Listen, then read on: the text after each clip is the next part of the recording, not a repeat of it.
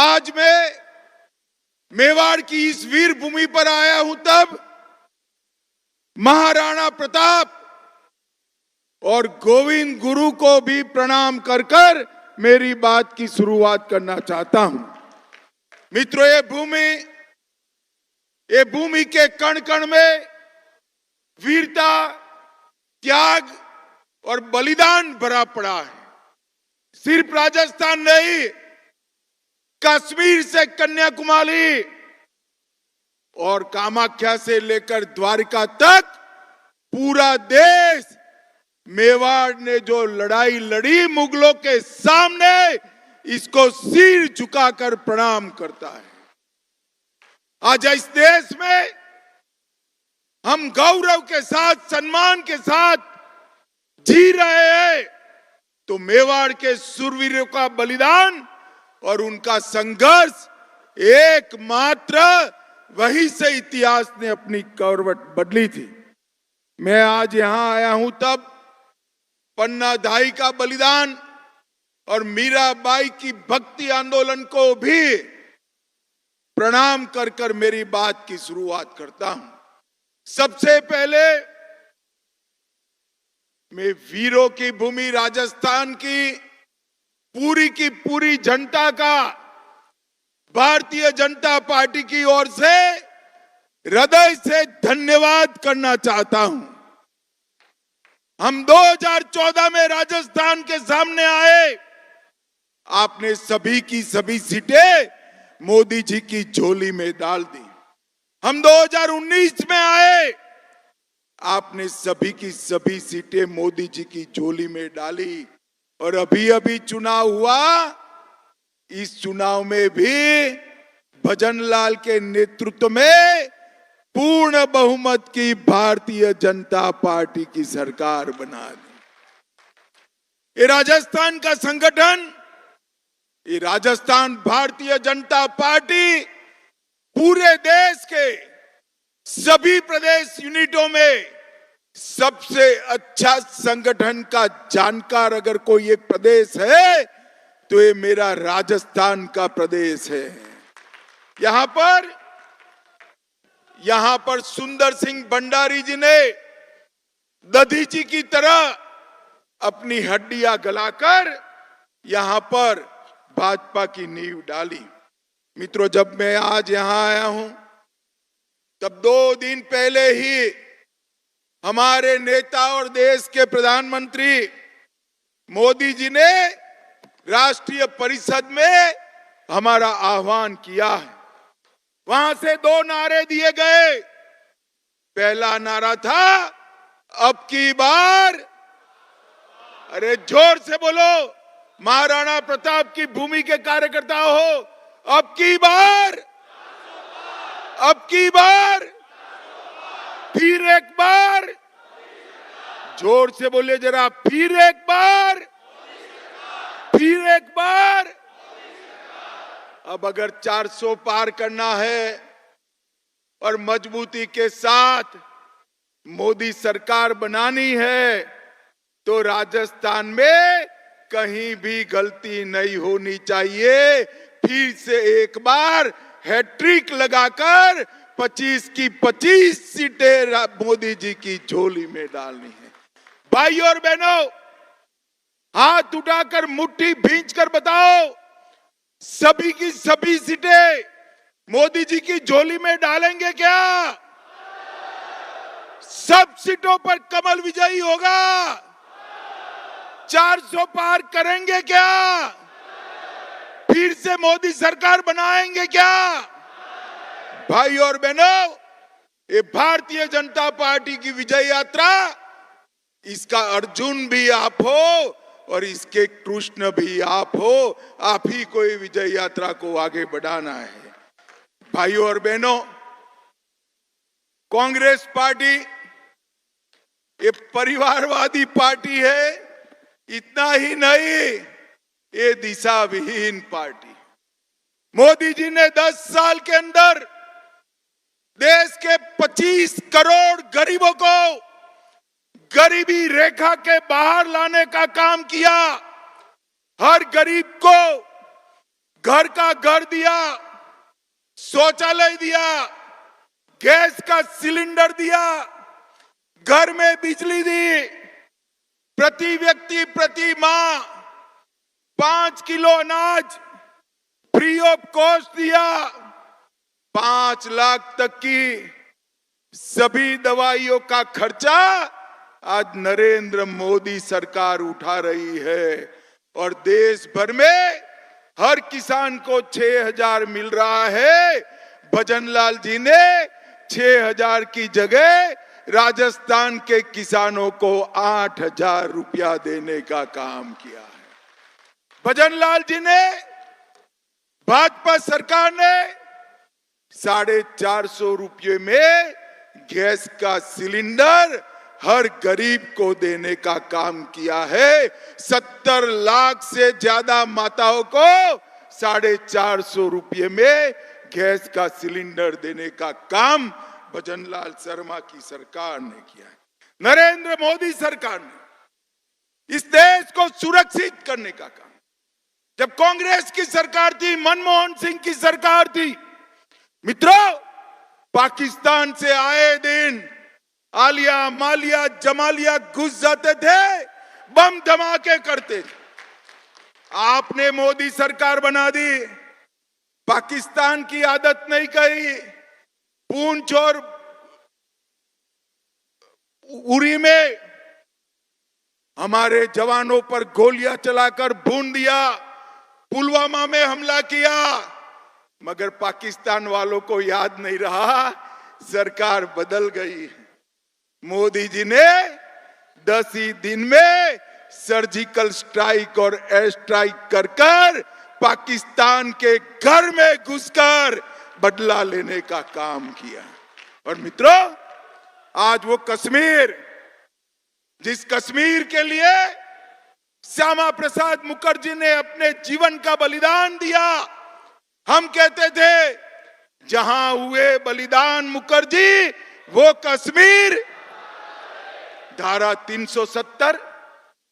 सब लोग हंसते थे कि भाजपा वाले 1950 से कहते हैं धारा 370 हम हटाएंगे, इसका विरोध किया था।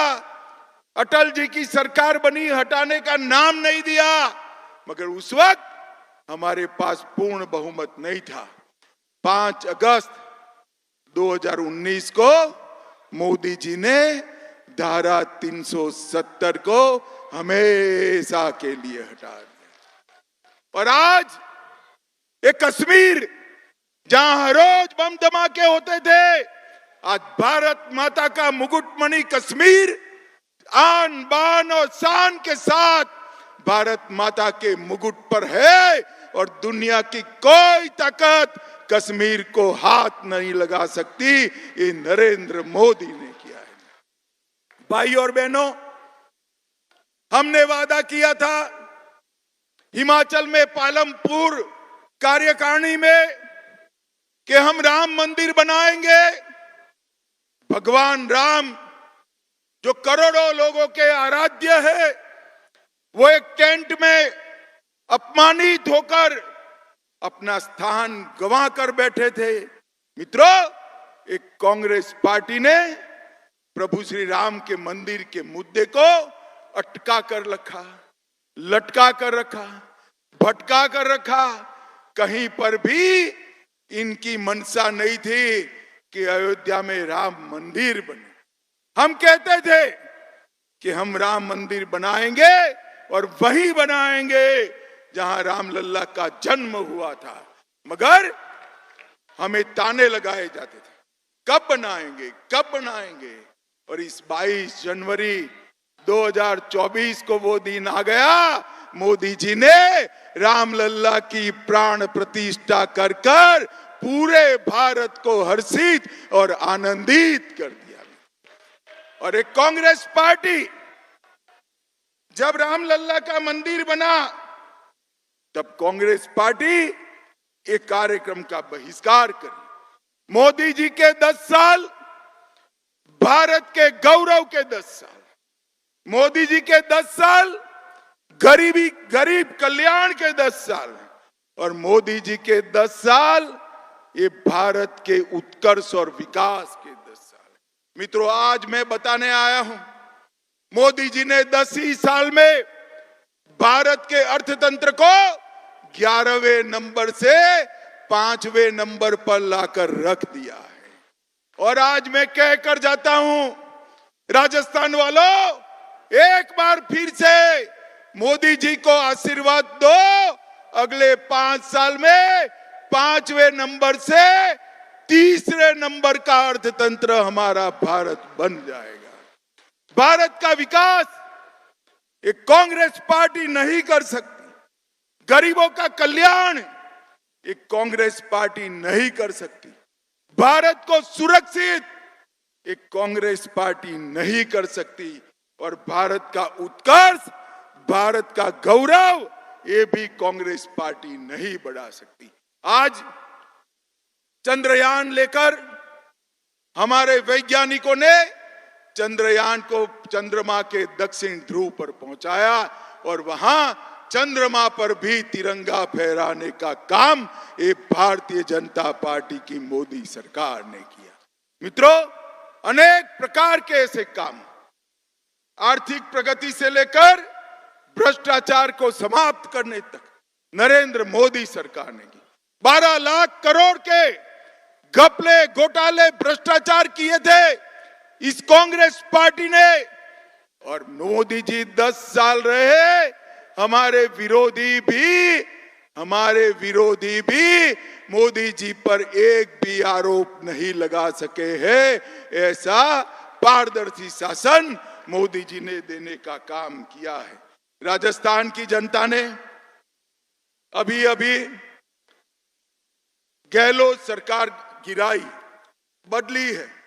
मैं यहां कहने आया हूं, गहलोत सरकार के समय में यहां की माताएं बहनें सुरक्षित नहीं थी। मैं आज राजस्थान की माताओं बहनों को कहने आया हूं, भजनलाल की सरकार और नरेंद्र मोदी सरकार डबल इंजन सरकार बनाई है। अब कोई भी राजस्थान की माताओं बहनों पर आंख उठाकर देख नहीं पाएगा। ये राजस्थान के अंदर दलितों का अपमान होता था, आदिवासियों का अपमान होता था, और मोदी जी ने द्रौपदी मुर्मू, गरीब घर की आदिवासी बेटी, संथाल की आदिवासी बेटी, जिसका सबसे पिछड़ी आदिवासी जातियों में शुमार होता है, वो द्रौपदी मुर्मू जी को देश की प्रथम आदिवासी राष्ट्रपति महामहिम द्रौपदी मुर्मू बनाकर सम्मान किया।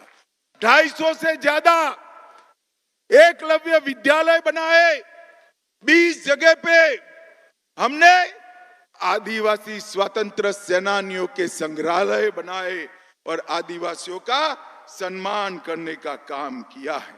मित्रों, मोदी जी के नेतृत्व में एनडीए एक डेवलपमेंट करने वाला अलायंस है और एक घमंडिया गठबंधन है, इंडी गठबंधन है। ये 7 परिवारों का परिवारवादी पार्टियों का स्वार्थी मेल जोल है। एक और हमने राम का मंदिर बनाया। एक कांग्रेस वाले एफिडेविट करते हैं कि राम का अस्तित्व भी नहीं है। मित्रों, कांग्रेस देश का विभाजन करने पर तुली है। उनके ही नेता उत्तर भारत और दक्षिण भारत 2 हिस्सों में देश को बांटना चाहिए, ऐसी मांग करते हैं। और मैं आज राजस्थान की जनता को वादा कर कर जाता हूं, मोदी जी के नेतृत्व में, भजनलाल के नेतृत्व में आपने डबल इंजन सरकार बनाई है।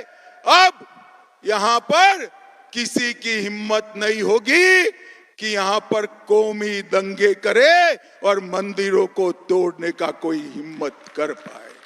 गहलोत सरकार के समय में राजस्थान का एक भी जिला ऐसा नहीं था जहां दंगे नहीं हुए थे। हमने आपको वादा किया है कि हम दंगों से मुक्त राजस्थान देंगे।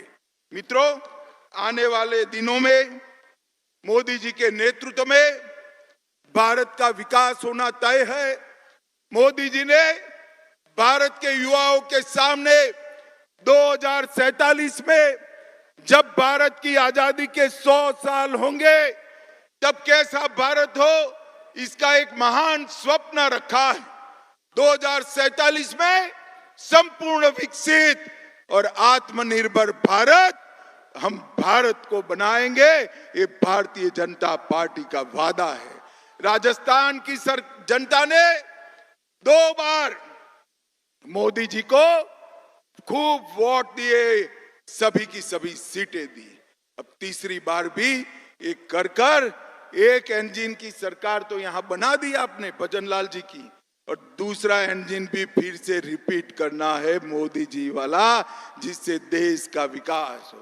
कार्यकर्ता भाई और बहनों, मोदी जी ने आपका आह्वान किया है, हम सबका आह्वान किया है, हम घर घर जाए, 25 करोड़ लाभार्थियों की फौज को जाकर मोदी जी के नाम से प्रणाम करें और विनम्रता के साथ जनादेश को मांगे कि आपका दिया हुआ वोट, आपका दिया हुआ आशीर्वाद भारत माता को विश्व गुरु बनाने की दिशा में आगे बढ़ने वाला है।